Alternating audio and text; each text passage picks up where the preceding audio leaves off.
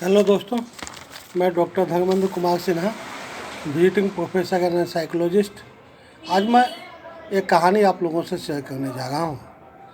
एक बगीचे में एक छोटा सा घास का फूल दीवार की ओट में पत्थरों में दबा हुआ जीता था।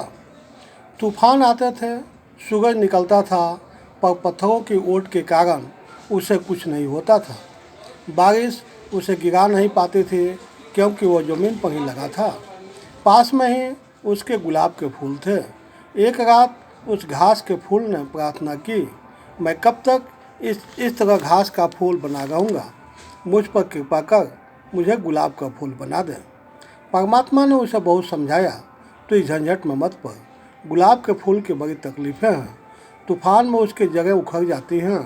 गुलाब का फूल ढंग से खिलता भी नहीं कि कोई उसे तोड़ लेता है। बारिश होने पर पंखुड़ियाँ बिखर कर जमीन पर गिर जाती है। तू यहाँ सुरक्षित है। घास के फूल ने कहा, बहुत दिन सुरक्षा में रह लिया और अब आप मुझे गुलाब का फूल बना दें। पास पड़ोस के फूलों ने उसे समझाया, इस पागलपन में मत पड़, पहले भी हमारे पूर्वजों ने इसकी कोशिश की थी, बड़ी मुसीबत आती है। लेकिन फूल नहीं माना। तब परमात्मा ने उसकी इच्छा पूरी कर दी। इच्छा पूरी क्या हुई कि सुबह से ही मुसीबतें शुरू हो गई। जोर की आंधियाँ चली। नीचे दबे हुए उसके जाति के फूल हंसने लगे।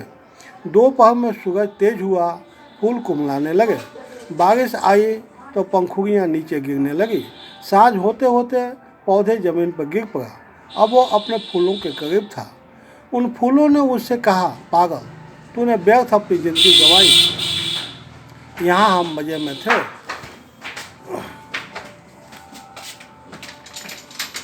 मरते हुए गुलाब के फूल ने कहा, मैं तुमसे भी यही कहूँगा कि ज़िंदगी भर ईंट की आग में छिपे हुए घास का फूल बनने की बजाय 24 घंटे के लिए गुलाब हो जाना आनंदपूर्ण है।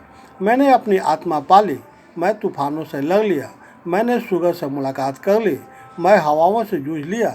मैं ऐसे ही नहीं मर रहा हूँ, मैं जी कर मर रहा हूँ, तुम तो मरे हुए जी रहे हो। मित्रों, मैं ये कहानी कैसे लगी आपको, बिना किसी कमेंट्स के ये आपके सामने मैं शेयर कर रहा हूँ। और मेरी एक दूसरी कहानी है, मॉडर्न लव। किस्से में बिछड़ने से पहले एक तमीदार मिलन तो लिखना ही चाहिए था।